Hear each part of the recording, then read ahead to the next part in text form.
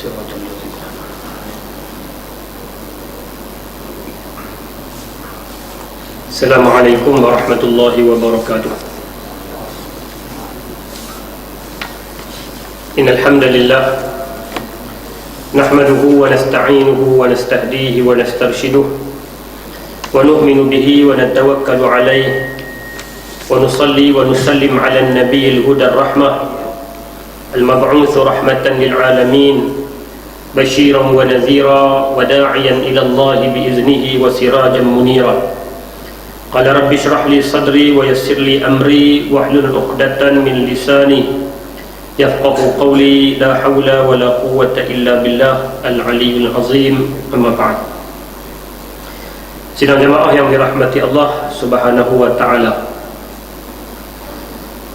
Kita sedang berada dalam bulan Zulqa'dah, permulaan daripada bulan Zulqa'dah setelah kita habis Syawal kemarin. Dalam bahasa Arab, Zulqa'dah berarti Zul itu daripada perkataan Zi, makna yang mempunyai. Al-Qa'dah makna daripada perkataan Qa'ada, makna duduk. Kenapa dinamakan bulan ini bulan duduk? Bukan gajah duduk. Zulqa'dah dinamakan bulan sebagai bulan duduk, ataupun dinamakan juga sebagai bulan rehat, kerana mengambil sempena masyarakat Arab jahiliyah yang menjadikan bulan ini sebagai bulan genjatan senjata, tak boleh perang, maka dinamakan bulan itu sebagai duduk, makna rehat, tak boleh perang. Kerana memang di antara pekerjaan dan hobi mereka dalam zaman jahiliyah adalah berperang, dan tradisinya bila sampai bulan ini mereka akan stop daripada berperang. Demikianlah bila datangnya Islam, Islam telah menggariskan ada 4 bulan yang dinamakan sebagai bulan haram, bulan yang cukup dihormati dan nilainya cukup tinggi, bahkan dilarang untuk berperang dalam bulan-bulan ini, iaitulah Zulqa'dah, Zulhijjah, Muharram dan juga Rajab. Ada tak keistimewaan tertentu dalam bulan Zulqa'dah, ataupun kita sebut secara lebih jelas, ada tak ibadah khusus yang dituntut untuk kita laksanakan dalam bulan Zulqa'dah? Berdasarkan hadis, ada sumber-sumber hadis yang sebut tak ada secara jelas ibadah yang khusus dalam bulan Zulqa'dah, seperti mungkin ada sembahyang tertentu ataupun puasa tertentu, tak ada. Dia ada kelebihan bulan Zulqa'dah, tetapi tidak ada ibadah khusus yang disaran dan dianjurkan oleh baginda Rasul sallallahu alaihi wasallam. Pun begitu, para ulama mengambil sedikit pengajaran. Kata para ulama, sangat disunatkan ataupun disuruh untuk sebolehnya, sekiranya boleh, sekiranya ada ruang dan peluang, untuk melaksanakan umrah dalam bulan Zulqa'dah, kerana Nabi SAW sepanjang hidup mengerjakan 4 kali umrah, dan kesemua umrah Nabi itu berlaku dalam bulan Zulqa'dah. Maka mengambil pengajaran daripada itu, sebahagian ulama mengistimbatkan bahawa sangat disunatkan, sekiranya mampu, sekiranya ada kelapangan, sekiranya boleh, untuk melaksanakan umrah dalam bulan Zulqa'dah, kerana Nabi dalam sejarah hidup dia, Nabi buat umrah sebanyak 4 kali. Semua umrah itu berlaku dalam bulan Zulqa'dah. Para hadirin sekalian, dalam bulan Zulqa'dah berlaku beberapa peristiwa-peristiwa penting kepada baginda Nabi sallallahu alaihi wasallam. Antara peristiwa yang berlaku dalam bulan yang hebat ini, bulan Zulqa'dah ini, antaranya adalah peperangan Bani Quraidah. Ini berlaku dalam bulan Zulqa'dah. Perang Bani Quraidah adalah perang di antara orang Islam dengan Yahudi. Bani Quraidah adalah salah satu daripada kelompok Yahudi Madinah yang cukup besar. Dia berlaku sejurus daripada habis sahaja peperangan Ahzab, ataupun dinamakan juga peperangan Khandaq, dalam Syawal. Antara benda yang sering kita cerita, mungkin kita dengar, mungkin kita tahu, dalam bulan Syawal, antara cerita yang sering diutarakan adalah berkenaan dengan peristiwa Ahzab, peristiwa Khandaq yang berlaku kepada Nabi SAW pada bulan Syawal tahun ke-5 Hijrah. Habis bulan Syawal, perang Ahzab ini berlarutan masuk dalam bulan Zulqa'dah. Habis sahaja perang Ahzab, Nabi balik, tak sampai lagi di rumah, Jibril datang memberitahu kepada Nabi, "Ya Muhammad, Allah Ta'ala perintahkan kamu untuk terus ke Bani Quraidah, kerana mereka telah mengkhianat umat Islam, kamu serang mereka. Dan kalau kita baca balik sejarah Ahzab, saya pun duk sebut dalam beberapa kuliah, antara pengajaran penting dalam perang Ahzab, bagaimana dia merupakan detik pertama pengkhianatan Yahudi kepada Islam, pengkhianatan Yahudi kepada Nabi, pengkhianatan Yahudi kepada Madinah. Itulah detik pertama mereka, dan pengkhianatan itu berkekalan terus menerus sampai hari ini. Yahudi terus khianat kepada umat Islam. Kita baca balik sejarah, kita baca balik sirah, bila Nabi sampai di Madinah, antara benda perkara pertama yang Nabi buat adalah membentuk piagam Madinah. Membentuk piagam Madinah. Antara isi piagam Madinah itu adalah tanggungjawab seluruh penduduk Madinah untuk mempertahankan Madinah. Tak kiralah latar belakang dia mai daripada mana, tak kiralah dia bangsa apa, tak kira dia agama apa, yang penting dia orang Madinah, dia kena pertahan Madinah. Kalau ada musuh yang nak serang Madinah, kalau ada orang nak ancam Madinah, sebagai warga Madinah semua kena pertahan. Ini antara isi piagam Madinah. Dan kitab yang tuan-tuan baca sirah tu, dia ada satu tajuk berkenaan dengan piagam Madinah. Bila tak silap saya, Dr. Mustafa Sibai tulis ada 19 perkara. Antaranya adalah tanggungjawab untuk mempertahankan Madinah. Ini disetujui oleh semua, termasuk Yahudi, Bani Quraizah, baik Bani Nadir, baik Bani Qainuqa, yang merupakan penduduk Yahudi Madinah, semua setuju, tanda tangan nak pertahan Madinah. Tahun pertama okey, tahun kedua pun ya, mereka dah mula iri hati kepada Nabi, tapi masih tahan. Bila Nabi menang dalam peperangan Badar, mereka rasa macam tak puas hati, tapi tak apa, pendam sah. Sampailah tahun yang ketiga berlaku pula perang Uhud. Walaupun umat Islam diuji dengan kekalahan dalam perang Uhud, Yahudi tetap tak puas hati. Tahun keempat, tahun kelima, bila sampai tahun kelima nak terjadi perang Khandaq, di antara dalang besar kepada berlakunya perang ini adalah Yahudi. Mereka lah yang khianat bila mana mereka pergi ke Mekah, menghasut orang-orang Mekah untuk serang Madinah. 5 tahun lepas mereka buat perjanjian, kami akan pertahan Madinah, tapi hari ini mereka yang pergi hasut, serang Madinah, kami akan serang. Maka mereka lah yang mengkhianat umat Islam, mengkhianat perjanjian yang mereka buat dengan Nabi, dan mengkhianat Madinah itu sendiri. Bila terjadi perang Ahzab yang makan masa hampir sebulan, akhirnya umat Islam diberikan kemenangan. Tentera Ahzab lari habis, balik sahaja Allah Ta'ala sampaikan kepada Nabi melalui Jibril arahan, jangan lagi buang baju besi. Kalau kita baca balik dalam kitab sirah dan hadis, disebut arahan itu berbentuk jangan buang lagi baju besi. Kamu pergi, Bani Quraizah sedang menanti, mereka telah mengkhianat kamu, mereka telah khianat Islam, pergi serang mereka. Ini di antara peristiwa penting yang berlaku dalam bulan Zulqa'dah. Antara lain peristiwa yang berlaku dalam bulan Zulqa'dah adalah perjanjian Hudaybiyah. Mungkin tuan-tuan baca, tuan-tuan pernah lalui dah peristiwa ini, peristiwa Hudaybiyah. Peristiwa yang asalnya adalah umrah. Nabi pergi untuk melaksanakan umrah, tetapi disekat daripada masuk ke Makkah. Akhirnya terjadilah beberapa kali rundingan sampai beberapa kali menemui kegagalan, yang terakhirnya dinamakan Suluh Hudaybiyah ataupun perjanjian damai Hudaybiyah.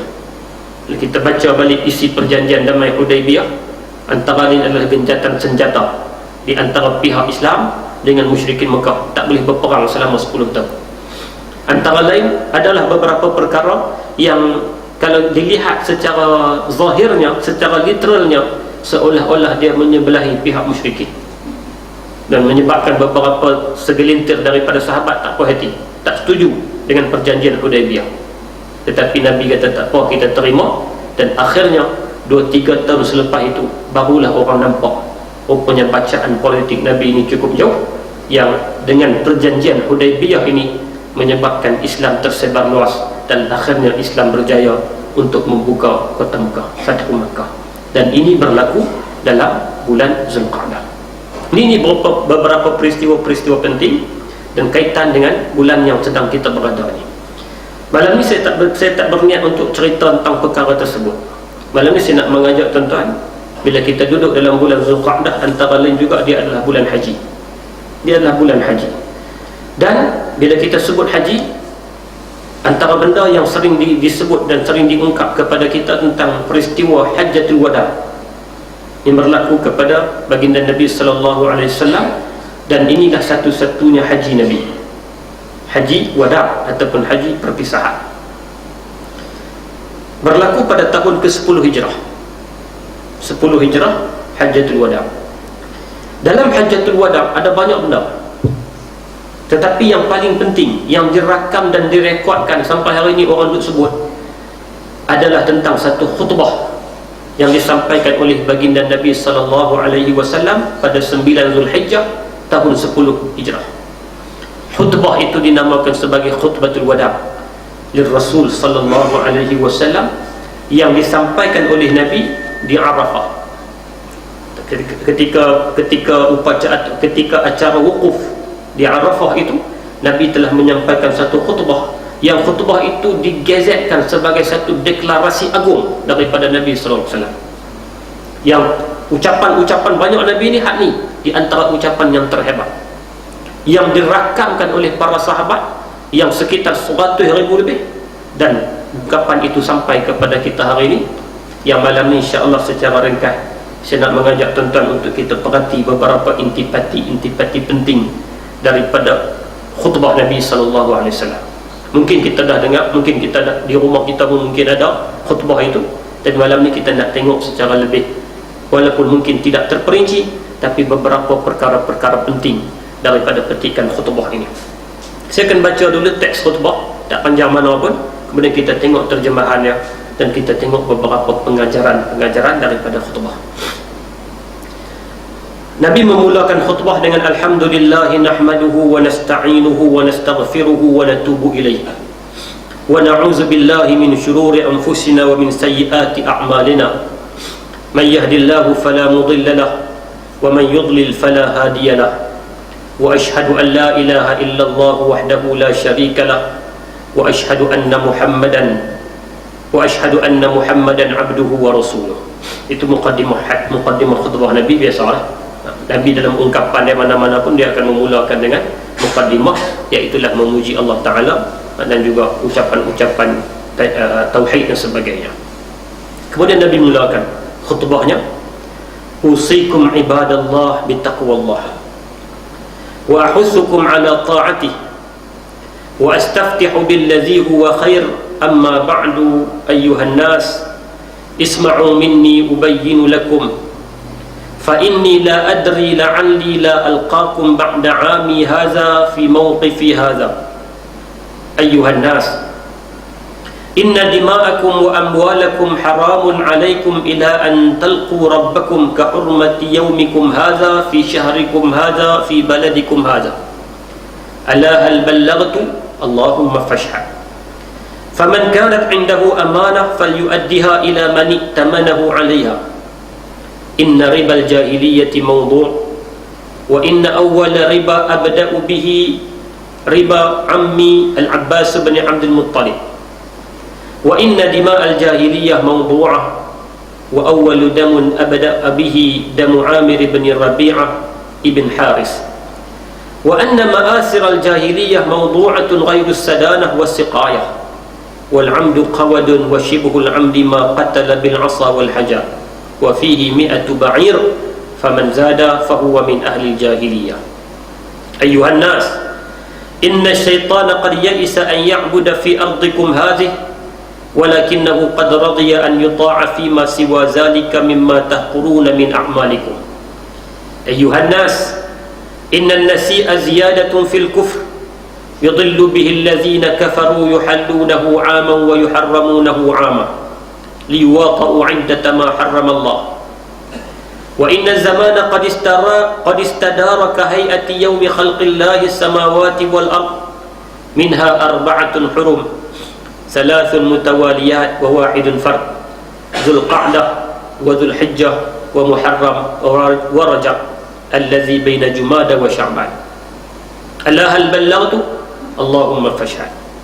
أيها الناس إن لنسائكم عليكم حقا، ولكن عليهن حق ألا يوطئن فرشكم غيركم، ولا يدخلن أحدا تكرهونه بيتكم إلا بإذنكم، ولا يأتين بفاحشة فإن فعلن فإن الله قد أذن لكم أن تعضلوهن وتهجروهن في المضاجع وتضربوهن ضربا غير مبرح فإن انتهينا وأطعنكم فعليكم رزقهن وكسوتهن بالمعروف وإنما النساء عندكم عوان ولا يملككن لأنفسهن شيئا أخذتموهن بأمانة الله واستحللتم فروجهن بكلمة الله فاتقوا الله في النساء واستوصوا بهن خيرا ألا هل بلغتم اللهم فاشهد أيها الناس إنما المؤمنون إخوة ولا يحل لامرئ مال أخيه إلا عن طيب نفس منه ألا هل بلغتم اللهم فاشهد أيها الناس إن ربكم واحد كلكم لآدم وآدم من تراب أكرمكم عند الله أتقاكم ليس لعربي فضل على أعجمي إلا بالتقوى ألا هل بلغتم اللهم فاشهد فليبلغ الشاهد منكم الغائب أيها الناس إن الله قد قسم لكم وارث نصيبه من الميراث ولا تجوز لوارث وصية ولا تجوز وصية في أكثر من الثلث والولد للفراش وللعاهر الحجس من ادعى إلى غير أبيه أو تولى غير مواليه فعليه لعنة الله والملائكة والناس أجمعين لا تقبل منه صرف ولا عدل والحمد لله رب العالمين اللهم فاشهد اللهم فاشهد اللهم فاشهد. Itu di antara riwayat yang menceritakan tentang khutbah Nabi. Dia banyak riwayat. Kenapa? Karena ucapan daripada Nabi ini didengari oleh sahabat yang ramai. Maka ada sebahagian yang ingat beberapa bahagian yang Nabi sebut. Ada sebahagian yang ingat tentang bahagian-bahagian tertentu. Kerana sahabat zaman tu rekod mereka hanyalah menggunakan otak dan hati lah. Apa yang ingat itulah yang mereka sampaikan kepada kita. Kalau kita baca dalam hadis, antaranya hadis cerita tentang Huzaifah Al-Yaman yang menceritakan tentang khutbah Nabi yang cukup panjang, bermula daripada selepas subuh sampailah selepas daripada waktu asar. Itulah rekod khutbah Nabi yang paling panjang. Berhenti semayang, sambung sampai panjang. Yang kata Huzaifah, Nabi cerita segala benda berkaitan daripada dulu, benda yang berlaku waktu itu dan benda yang akan datang, termasuklah tentang suasana kiamat diceritakan oleh Nabi sallallahu alaihi wasallam. Dan sebahagian daripada kami yang ingatan kuat, kata Huzaifah, ingat. Sebahagian daripada kami ingat separuh, dan ada sebahagian daripada kami tak ingat pun. Sebab mungkin sebab banyak sangat, banyak tak ada nak ingat. Dia ada yang ingat banyak. Demikianlah dalam khutbah wada' ini, oleh kerana yang dengar ini 100,000 lebih, maka ada sebahagian yang dengar bahagian tu, bahagian ni bahagian, dan ada riwayat-riwayat yang paling kuat yang menceritakan tentang intipati yang paling penting yang disampaikan oleh baginda Nabi sallallahu alaihi wasallam. Kata Nabi, saya ringkaskan terjemahannya, antara benda yang Nabi sebut, sesungguhnya darah kamu dan harta kamu haram ke atas kamu seperti keharaman harimu ini pada bulanmu ini dan pada negerimu ini. Ini antara perkara pertama yang Nabi sebut. Nabi menjelaskan tentang kehormatan darah manusia. Haram, yakni tak boleh dibuat aniaya, tak boleh dibuat ikut suka. Haram makna terpelihara, seperti mana hari ini kamu berada di tempat yang haram, yakni Arafah, terpelihara dia.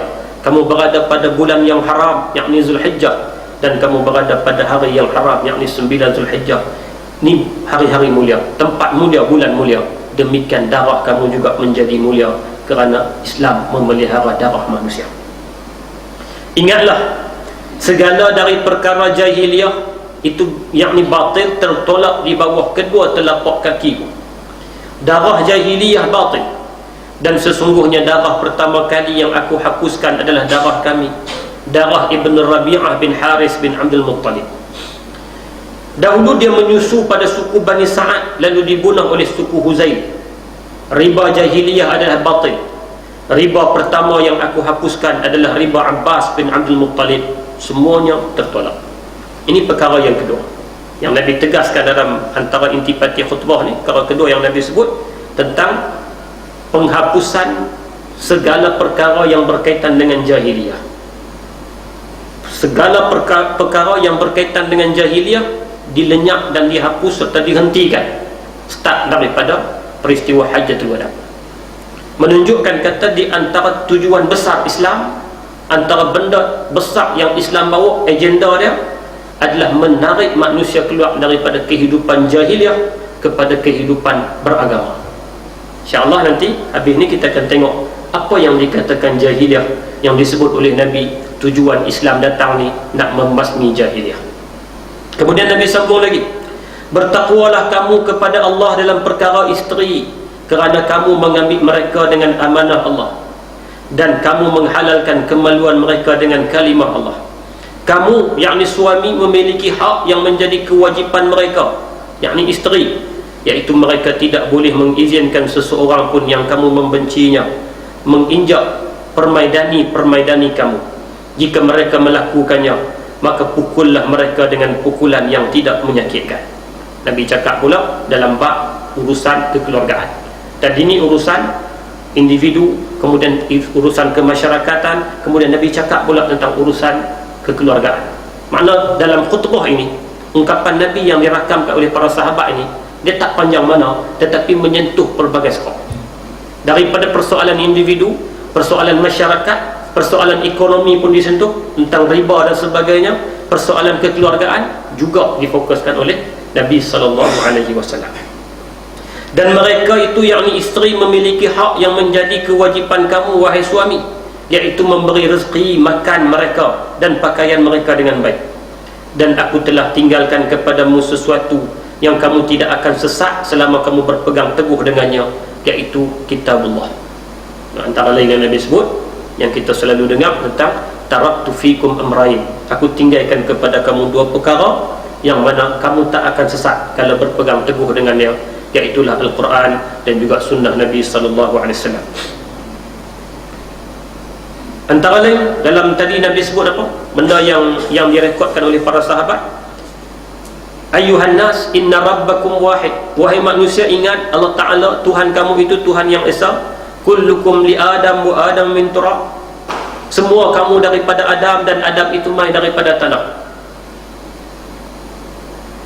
Akramakum indallahi atqakum. Orang yang paling mulia di kalangan kamu adalah orang yang bertakwa. Laisa li arabiyyin fadlun ala ajami illa bittaqwa. Nabi kata tak ada kelebihan pun orang Arab ke atas orang selain Arab, melainkan yang membezakan manusia itu adalah takwa. Ini juga di antara deklarasi yang disebut oleh Nabi dalam khutbah tersebut. Kemudian di hujung khutbah Nabi kata, dan kamu akan ditanya tentang aku, maka apakah yang akan kamu katakan? Para sahabat berkata, kami menyaksikan bahawa anda telah menyampaikan risalah-risalah Tuhanmu, dan telah menunaikan dan telah menasihati umatmu, dan telah melaksanakan kewajipanmu. Nabi tanya, Nabi kata, kamu semua ni akan ditanya nanti tentang aku. Apa yang kamu nak sebut tentang aku? Maka para sahabat pun menjawab, Allahumma fashhad, qad ballaghta risalah wa adda al-amanah wa nasaha al-ummah. Kamu dah laksanakan tanggungjawab kamu, kamu dah sampaikan, kamu dah beri nasihat, kamu dah buat semua perkara. Ini pengakuan daripada para sahabat tentang Nabi SAW. Kemudian beliau mengangkat jari telunjuknya ke arah langit dan membalikkannya ke arah orang ramai sambil berkata, Allahumma, wahai Allah, fashhad, saksikanlah. Allahumma fashhad, Allahumma fashhad. 3 kali Nabi sebut. Dalam riwayat lain yang saya baca tadi, dia sebut setiap kali Nabi sebut perkara, Nabi akan tanya kepada para sahabat, hal ballaghtu, hampa nak kata apa ni aku sebut ni? Allahumma fashhad. Nabi kata, aku saksikan bahawa aku telah menyampaikan kepada kalian. Ini di antara isi khutbah Nabi SAW yang direkodkan oleh Imam Muslim. Hadis riwayat daripada Jabir bin Abdullah radhiyallahu ta'ala anhu. Dari hadis tadi kita dapat beberapa perkara yang mungkin kita boleh jadikan panduan dalam kehidupan ini. Yang pertama, kehormatan darah dan harta seseorang Muslim. Itu perkara pertama yang Nabi letak. Islam datang untuk memelihara kehormatan diri manusia, termasuklah darah dan harta tidak boleh diganggu oleh sesiapa, kerana dia adalah hak manusia itu sendiri. Islam memelihara darah. Baiklah, la yahillu damu mri'in, dalam hadis kata tidak halal darah orang Islam, tidak halal darah seseorang manusia, melainkan dengan 3 sebab. Sama ada az-zani, as-sayyibu zani, orang yang dah berkahwin tapi berzina, halal darahnya, ataupun dia membunuh orang maka nyawa darahnya juga menjadi halal. Wa tariku li dinihi al-mufariqu lil jamaah, dan orang yang murtad. Hak ni saja. Lain daripada tu, dia jahat tak mana pun, darah terpelihara, kerana agama ini datang untuk memelihara darah manusia. Bahkan Nabi sebut tentang besarnya kehormatan dan keharaman darah dan harta seseorang muslim ini, disamakan besar itu nilainya seperti mana haramnya tanah Mekah itu, seperti mana haramnya bulan Zulhijjah itu, seperti haramnya hari Arafah tersebut. Nak sebut kata nilai terhadap nyawa manusia dan juga harta manusia ini, Islam cukup jaga, Islam cukup letakkan dalam peringkat yang paling atas. Bahkan dia termasuk dalam dururiyatul khamas, maqasid syariah. Antara prinsip syariat itu nak jaga nyawa, nak jaga darah, nak jaga harta. Kan kita duk baca, kita duk dengar orang cerita tentang maqasid syariah.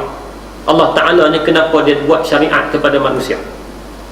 Buat syariat ni dengan dua sebab. Syariat yang kata syariat, undang-undang yang Allah Ta'ala turun kepada kita ni dua sebab. Sama ada untuk jalbul masalih, untuk membawa manfaat kepada manusia, ataupun darul mafasid, untuk menghindar daripada kerosakan. Itu tujuannya. Maka dia buatlah benda ni kena laksana, benda ni tak boleh buat, benda ni kena buat. Semua itu tujuannya nak bagi manfaat, maslahah kepada manusia, nak elak mafsadah, nak elak kerosakan daripada manusia. Maka dia buat beberapa undang-undang, beberapa cara-cara dan peraturan. Antaranya nak jaga agama Islam, nak jaga Islam tu sendiri, agama hifzuddin. Tak boleh bila dah terima Islam sebagai cara hidup, ikut suka aja, hari ni nak masuk, esok nak keluar Islam, lepas tu nak masuk Islam. Tak boleh, dia kena jaga agama. Maka dia buat peraturan, barang siapa yang duk keluar agama ikut suka, maka man baddala dinuhu faqtulu, siapa yang murtad bunuh. Tujuannya apa? Nak jaga agama. Itu syariatnya. Islam tujuan dia lagi nak jaga nyawa, nak jaga darah manusia. Maka dia mengharamkan bunuh-membunuh, dia mengharamkan balah berbalah, dia mengharamkan luka melukai. Kalau buat juga, buat dia ada undang-undang dia, nama dia hukum qisas. Tujuannya hukum qisas ni apa? Hifzun nafas, nak jaga darah manusia, nak jaga nyawa manusia supaya dia tidak menjadi terlalu murah. Siapa bunuh, kena bunuh balik. Siapa cedera, kena cedera balik. Kerana apa? Kerana nak jaga nyawa manusia. Hifzun nafas. Apa lagi tujuan syariat ini turun? Hifzu an-nasab, nak jaga keturunan. Bila nak jaga keturunan, maka dia haramkan perzinaan, dia halalkan perkahwinan. Supaya bila orang berzina, kalau berzina, dia akan menyebabkan keturunan jadi cacah merebak. Orang tak kenal mana ayah, mana anak, apa semua, cacah merebak. Islam nak jaga keturunan, maka diharamkan zina. Kalau zina juga ada hukum dia. Supaya apa hukum tu? Nak jaga keturunan. Apa lagi? Hifzul aqal, nak jaga akal manusia. Maka disyariatkan haramnya minuman-minuman yang memabukkan, kerana akan menghilangkan akal. Minum juga ada hukum dia, kerana tujuan nak jaga hifzul aqal. Hifzul mal, nak jaga harta. Nabi sebut tentang nilai harta, nak jaga harta. Diharamkan curi-mencuri, tipu-menipu dan sebagainya. Buat juga ada hukum dia, potong tangan dan sebagainya, kerana nak jaga harta. Ini yang dinamakan maqasidus syariah. Prinsip syariat Islam itu tujuannya nak jaga benda-benda ni, nak jaga agama, nak jaga nyawa, nak jaga harta, nak jaga keturunan, nak jaga akal, supaya kita boleh hidup sebagai hamba kepada Allah Subhanahu wa Ta'ala, dan tak ada orang yang lebih daripada yang lain, semua sama sebagai hamba. La fadla li arabiyyin ala ajamiyyin illa bittaqwa. Tak ada, manusia ni tak dibezakan dengan pangkat, tak dibezakan dengan kedudukan, tak dibezakan dengan latar belakang. Yang membezakan manusia ni satu ya, at-taqwa. Dan Nabi kata apa? At-taqwa hahuna. At-taqwa hahuna. Nabi kata taqwa ni benda dalam, benda luar ni tak ada beza. Yang bezanya adalah taqwa kepada Allah Subhanahu wa Ta'ala. Kemudian antara pengajaran juga yang boleh kita dapati daripada khutbah tadi, bagaimana dengan tegas Nabi sebut telah membatalkan semua perkara dan semua perbuatan yang berkaitan dengan jahiliyah. Semua urusan, semua perkara, semua tindak tanduk dan tingkah laku ada kait dengan jahiliyah, Nabi kata hari ini di bawah tapak kaki aku. Maknanya Islam antara tujuan lain adalah untuk membasmi jahiliyah. Apa dia jahiliyah? Jahiliyah bukan dia tak cerdik. Kita kadang-kadang kita terjemah jahiliyah itu sebagai jahil. Tak, jahiliyah bukan jahil. Dia satu istilah yang digunakan oleh Al-Quran. Al-Quran dalam Al-Quran sebut ada 4 kali jahiliyah. Perkataan jahiliyah itu dalam Quran disebut 4 kali. Merujuk kepada jahiliyah ni, makna dia mudah terjemahlah, kehidupan yang jauh daripada jalan agama dan hidayah. Itu makna jahiliyah. Dalam Quran diceritakan tentang pegangan kepercayaan yang jauh daripada kepercayaan agama. Kepercayaan yang macam tu adalah kepercayaan jahiliyah. Macam mana orang masyarakat jahiliyah hidup, maka jauh daripada kepercayaan, keyakinan kepada Allah, duk percaya benda-benda yang karut-marut dan sebagainya. Itu adalah kepercayaan jahiliyah. Juga disebut dalam Al-Quran tentang orang yang mengambil perundangan selain daripada perundangan Allah. Perundangan selain daripada perundangan Allah namanya perundangan jahiliyah. Selain daripada perundangan Allah namanya jahiliyah. Dalam Quran juga disebut tentang gaya hidup jahiliyah, penampilan jahiliyah yang jauh daripada cara hidup beragama. Dan juga disebut tentang satu lagi jahiliyah, jahiliyah dari sudut semangat, jahiliyah dari sudut fanatik kepada satu-satu kaum, satu-satu suku, satu-satu warna kulit dan sebagainya, yang tidak meletakkan Islam sebagai garis paling atas. Ini yang Quran sebut tentang 4 perkara. Saya tak ingat dia punya, saya terlupa nak catat tadi, dia punya nombor ayat dan nama surah ya, tapi dia sebut 4 perkara yang berkaitan dengan jahiliyah. Jahiliyah dari sudut akidah, jahiliyah dari sudut perundangan, jahiliyah dari sudut gaya hidup, dan jahiliyah dari sudut semangat. Jadi Nabi kata, di antara tujuan yang aku datang ni untuk membasmi jahiliyah ni, supaya orang keluar daripada kehidupan tak ada agama, kehidupan tak ada hidayah, kehidupan hidup sampai tak tahu tujuan, kepada satu gaya hidup yang baru, iaitulah hidup beragama. Para hadirin sekalian, sebab itu Sayyid Qutb rahimahullah, dia kata jahiliyah ni dia bukan benda yang terikat dengan masa. Bukan Sayyid Qutb, Said Hawa rahimahullah dia sebut jahiliyah ni bukan terikat dengan masa. Kita tak kata zaman jahiliyah dulu, dah zaman ni pun ada jahiliyah. Jahiliyah ni maksudnya apabila orang tu jauh daripada jalan hidayah, orang tu jauh daripada jalan agama yang betul, itu jahiliyah. Dia bukan terikat dengan masa. Ini ungkapan daripada Said Hawa rahimahullah ta'ala. Kemudian antara benda yang Nabi sebut dalam ungkapan dalam khutbah yang dikatakan sebagai deklarasi hebat ni, apa benda lagi? Pengharaman riba. Itu Nabi sebut secara jelas. Mulai hari ini Nabi kata semua riba dihapuskan. Termasuklah orang yang pertama melaksanakan riba dalam sistem ekonomi zaman tu. Orang yang pertama nak buat riba ni siapa? Pak menakan Nabi, Al-Abbas bin Abdul Muttalib. Nabi kata Abbas, riba yang diasaskan oleh Abbas pun hari ini haram. Makna apa? Dari sudut pelaksanaan hukum, Nabi dia bukan memilih, oh ini adik-beradik pun tak apa. Tak. Ini pelaksanaan hukum. Berkaitan dengan ekonomi, Nabi kata hari ini aku haramkan, Islam mengharamkan riba. Termasuklah ni riba yang dipelopori, riba yang paling awal dipelopori oleh bapa saudara aku Al-Abbas bin Abdul Muttalib. Ini menunjukkan tentang bagaimana ketika Nabi nak laksanakan satu-satu peraturan, Nabi tidak melihat kepada kekeluargaan dan sebagainya, bahkan sama rata. Jadi ini sudut ekonomi. Kalau tadi sudut kemasyarakatan, kalau yang awal tadi sudut individu, makna semua perkara disentuh dalam ucapan yang ringkas ini. Kemudian lepas daripada tu, apa lagi yang Nabi sebut? Nabi sebut tentang hubungan manusia, hubungan kekeluargaan antara suami dengan isteri. Makna ini aspek kekeluargaan, individu, masyarakat, ekonomi, kekeluargaan disentuh oleh Nabi tentang apa tanggungjawab suami, apa tanggungjawab isteri dan sebagainya. Bahkan Nabi beri satu pesanan kepada orang lelaki. Nabi kata fattaqun nisa, hati-hati dengan orang perempuan. Hati-hati dalam berarti kata kamu mengambil mereka atas nama Allah, maka tanggungjawab kamu besar untuk memperbetulkan mereka, untuk menjadikan mereka sebagai orang yang hebat, untuk menghidup, untuk menjadikan mereka ini sebagai salah satu orang yang penting dalam pembentukan masyarakat Islam. Tanggungjawab kepada yang namanya lelaki. Bahkan dalam hadis lain Nabi sebut fattaqud dunya wattaqun nisa. Nabi kata, aku nak bagi ingat, hati-hati dengan dua benda. Hati-hati dengan orang perempuan dan hati-hati dengan dunia.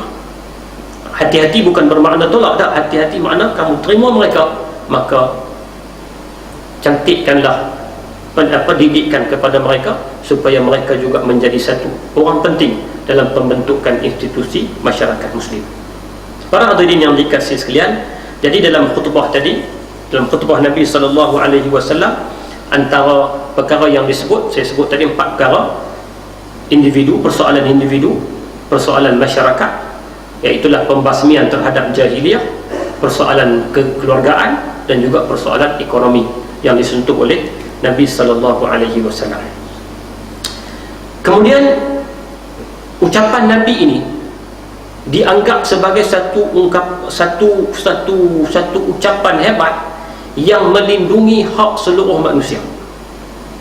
Kalau hari ini orang gunakan istilah hak asasi, ucapan hak asasi, tetapi bezanya Nabi, ucapan dia dengan apa yang dilaung-laungkan oleh golongan yang memperjuangkan hak asasi hari ini, bezanya apa yang Nabi sampaikan itu adalah wahyu. Apa yang Nabi sampaikan itu dia mai daripada Allah. Maka sudah tentu hak asasi yang disebut tadi merangkumi hak asasi kepada manusia dan juga hak manusia kepada Allah Subhanahu wa taala. Beza dengan apa yang dilaung-laungkan oleh orang-orang barat hari ini yang kononnya memperjuangkan hak asasi individu, tapi kadang-kadang apa yang mereka juangkan itu menjatuhkan lagi nilai manusia. Dengan perjuangan tentang berkahwin sama-sama jenis sebagai contoh, atas dasar hak asasi, tapi itu menjatuhkan martabat manusia. Sedangkan apa yang Nabi ungkapkan dalam khutbah tadi juga tentang hak asasi, tetapi hak asasi itu tersebut berkaitan dengan wahyu daripada Allah Subhanahu wa taala. Antara lain ciri yang membezakan di antara deklarasi Nabi yang hebat ini dengan apa yang disebut oleh tokoh-tokoh barat hari ini, antara benda yang beza ini adalah Nabi bercakap itu setelah Nabi lalui pelaksanaan dia dalam tempoh kehidupan Nabi. Bila Nabi bercakap ni? Nabi bercakap akhir hayat, iaitulah ketika Hajjatul Wada' tahun ke-10.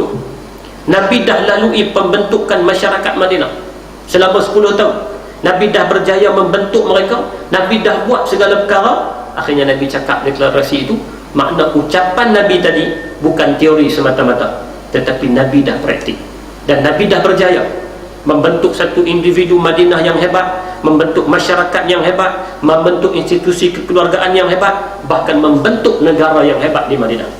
Maka ungkapan Nabi yang disampaikan tadi, dia bukan teori semata-mata. Beza dengan apa yang disebut hari ini oleh pejuang-pejuang kemanusiaan ni, kadang-kadanglah sebahagian yang berorientasikan barat ni bercakap atas dasar teori saja, tetapi secara praktikalnya tidak terjadi seperti itu. Kadang-kadang mereka cakap tentang kena jaga hak kanak-kanak, kena jaga hak wanita dan sebagainya, tapi tak terjadi. Macam yang kita saksikan hari ini dalam peperangan, mereka tak jaga benda tu. Sedangkan Nabi bila dia bercakap, dia laksana. Hari ini kan kita, walaupun hari ini gencatan senjata yang akhirnya terhasil, bila setelah Hamas meletakkan beberapa syarat, kalau hampa nak gencatan senjata kami letak 10 syarat, dan Israel terpaksa setuju. Maka Hamas mengisytiharkan kemenangan mereka. Ada orang berkata pula, menang macam mana, mati ramai lah. Ada, dia tulis dalam Facebook, menang kok mana, dia kata kira mati sampai 2,000 lebih. Dia tak faham yang kata menang. Islam ni kok mana pun syahid yang mati ke apa ke, dia tetap dikira sebagai kemenangan. Jadi kalau kita baca dalam deklarasi Nabi tadi ni, Nabi sebut benda bukan sekadar teori, Nabi sebut dan Nabi praktikkan. Tapi yang terjadi hari ini sebut tentang jaga hak kanak-kanak, jaga hak wanita, yang menjadi mangsa perang. 80% daripada yang mati di Gaza yang syahid adalah orang awam. 80%. Mereka sasarkan tentera, mereka sasarkan pejuang-pejuang Al-Qassam dan sebagainya, tapi hanya sekitar 20%, dan mungkin tak sampai yang gugur syahid. 80 adalah orang awam, dan kebanyakan daripada orang awam adalah wanita dan kanak-kanak. Di mana kemanusiaan yang disebut, yang dilaungkan. Sedangkan Nabi ketika dia sebut dia hantar tentera nak pergi perang, nak pergi pesan, la taqtulu imra'atan wala shaykhan wala sabiyan wala rajulan fi sawma'ati. Nabi kata, ingat, jangan duk pergi bunuh orang tua-tua, jangan duk pergi bunuh kanak-kanak, jangan duk bunuh orang perempuan. Dan itu dibuktikan, bukan cakap saja. Bahkan kalau kita perhati dalam rekod, yang disebut oleh para ulama sirah,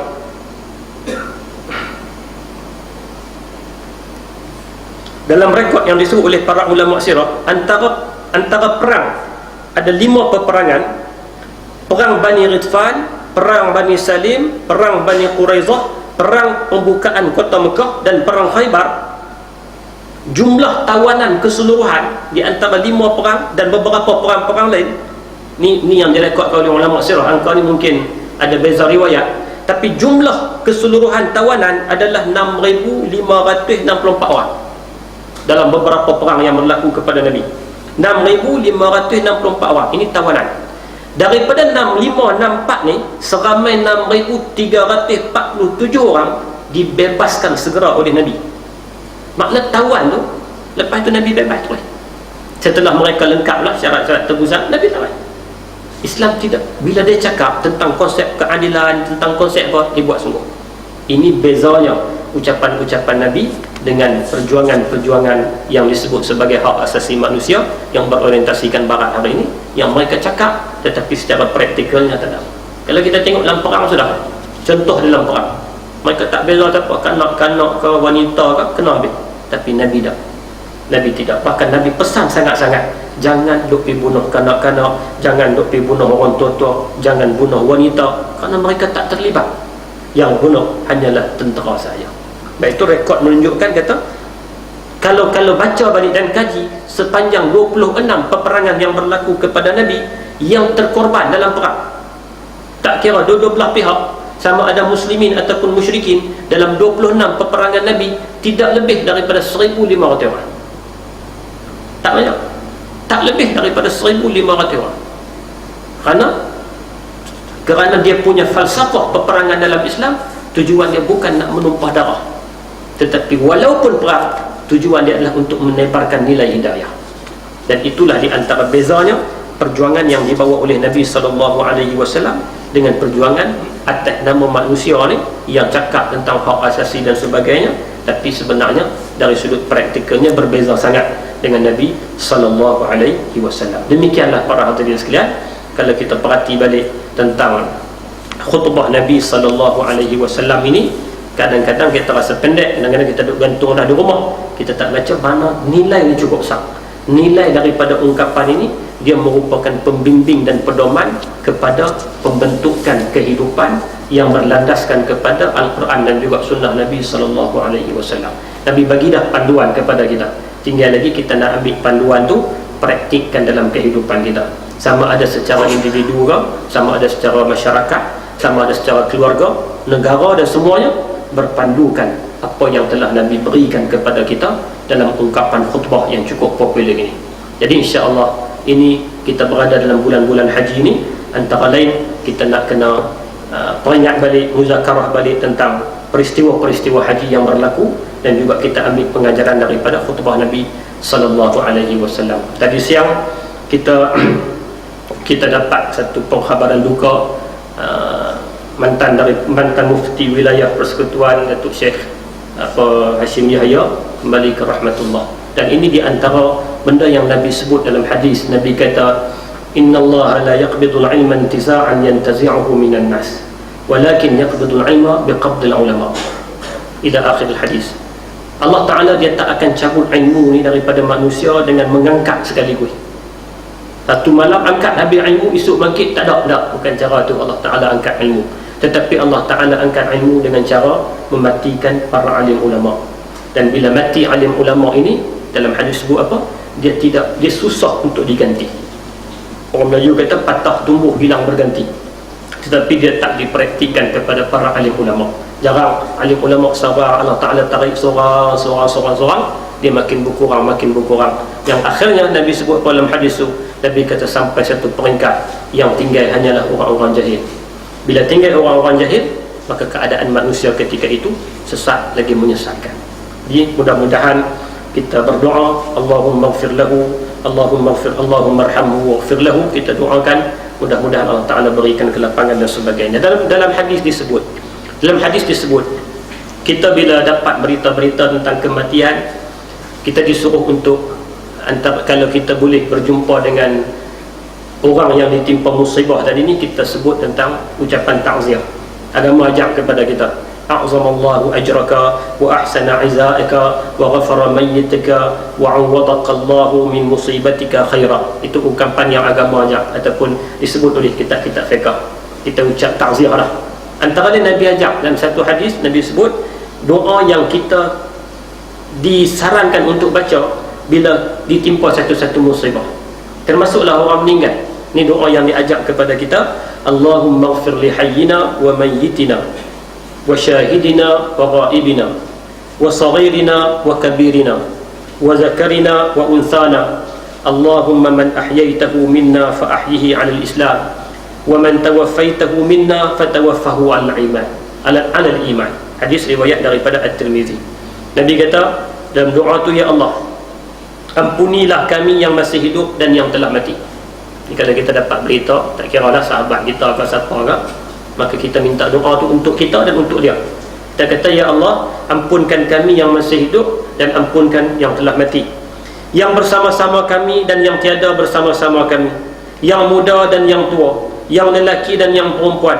Ya Allah, sesiapa di kalangan kami yang Engkau teruskan hidupnya, hidupkanlah dia dalam keadaan iman, dalam keadaan Islam. Dan sesiapa yang Engkau tentukan dia mati, maka matikanlah dia dalam keadaan iman. Ini di antara doa yang diajar oleh Nabi dalam hadis riwayat Imam Tirmizi dan Abu Dawud. Apabila kita mendapat cerita tentang kematian, tentang musibah dan sebagainya, kita minta doa untuk kita dan juga untuk mereka. Apa doa untuk kita? Ya Allah, berikanlah kepada kami kehidupan secara Islam, dan Engkau matikan orang itu, matikanlah dalam keadaan iman. Mudah-mudahan apa yang kita kongsi serba sedikit pada malam ini dapat manfaat untuk kita jadikan sebagai pedoman dan pengajaran dalam kehidupan kita. Mohon maaf kalau ada sedikit kekurangan dan sebagainya. Tadi yang mulia kata untuk isi ganti ni, saya pun tak cadang nak baca sirah tu, kita bentanglah sikit apa yang kita boleh kongsi malam ini. Mudah-mudahan ada manfaat yang baik daripada Allah. Salah silap selama saya sendiri, saya mohon ampun daripada Allah, mohon maaf daripada tuan-tuan sekalian. Bismillahirrahmanirrahim. Allahumma anfa'na bima 'allamtana wa 'allimna mimma yanfa'una warzuqna 'ilman nafi'an bi rahmatika ya arhamar rahimin. Rabbana hab lana min azwajina wa dhurriyyatina qurrata a'yun waj'alna lil muttaqina imama. Rabbana atina fid dunya hasanah wa fil akhirati hasanah wa qina 'adzaban nar. Wa sallallahu ala nabiyyina Muhammad wa ala alihi wa sahbihi wa baraka wa sallam. Walhamdulillahi rabbil alamin. Qulu qawli hadza wa astaghfirullahal azim. Assalamualaikum warahmatullahi wabarakatuh.